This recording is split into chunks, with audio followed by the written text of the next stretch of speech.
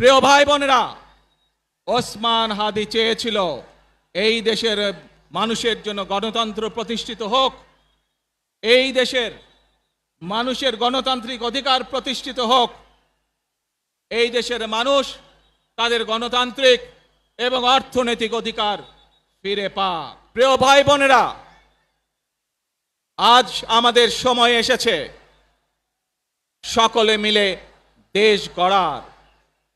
এই দেশে যেমন পাহাড়ের মানুষ আছে, এই দেশে একইভাবে সমতলের মানুষ আছে। এই দেশে মুসলমান, বৌদ্ধ, খ্রিস্টান, হিন্দু সহ বিভিন্ন ধর্মের মানুষ বসবাস করে। আমরা চাই সকলে মিলে এমন একটি বাংলাদেশ গড়ে তুলব আমরা, যেই বাংলাদেশের স্বপ্ন একজন মা দেখেন, অর্থাৎ একটি নিরাপদ বাংলাদেশ আমরা গড়ে তুলতে চাই।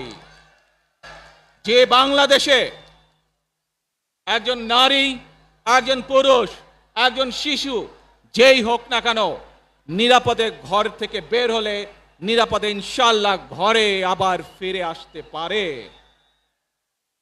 প্রিয় ভাই বোনেরা, এই দেশের জনসংখ্যার অর্ধেক নারী, 4 কোটিরও বেশি তরুণ প্রজন্মের সদস্য, 5 কোটির মতন শিশু, 40 লক্ষের মতন প্রতিবন্ধী মানুষ রয়েছেন, কয়েক কোটি কৃষক শ্রমিক রয়েছেন। এই মানুষগুলোর একটি প্রত্যাশা আছে এই রাষ্ট্রের কাছে, এই মানুষগুলোর একটি আকাঙ্ক্ষা আছে এই দেশের কাছে। আজ আমরা সকলে যদি ঐক্যবদ্ধ হই, আজ আমরা যদি সকলে প্রতিজ্ঞাবদ্ধ হই, তাহলে আমরা এই লক্ষ কোটি মানুষের সেই প্রত্যাশাগুলো পূরণ করতে পারি ইনশাআল্লাহ। প্রিয় ভাই বোনেরা, 71 সালে আমাদের শহীদরা নিজের জীবন উৎসর্গ করেছিলেন এই রকম একটি বাংলাদেশ গঠনের জন্য।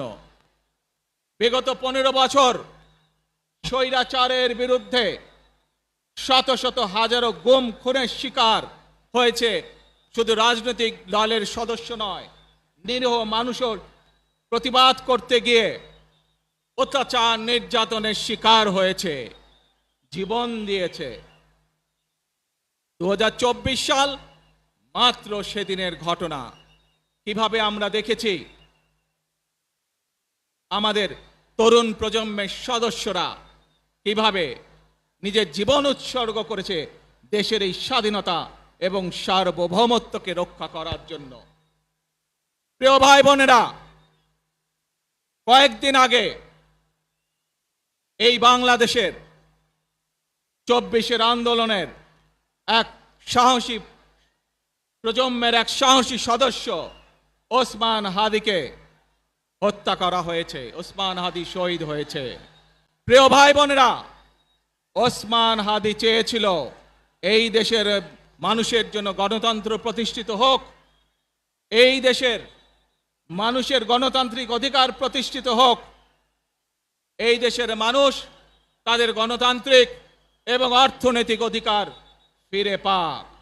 আজ 24-এর আন্দোলনে যারা শহীদ হয়েছেন, ওসমান হাদি সহ 71-এ যারা শহীদ হয়েছেন, বিগত স্বৈরাচারের সময় বিভিন্নভাবে খুন গুমের শিকার হয়েছেন, এই মানুষগুলোর রক্তের ঋণ যদি শোধ করতে হয়, আসুন আমরা আমাদের সেই প্রত্যাশিত বাংলাদেশ গড়ে তুলব, যেখানে আমরা সকলে মিলে কাজ করব, যেখানে আমরা সকলে মিলে আমাদের প্রত্যাশিত বাংলাদেশকে গড়ে তুলব।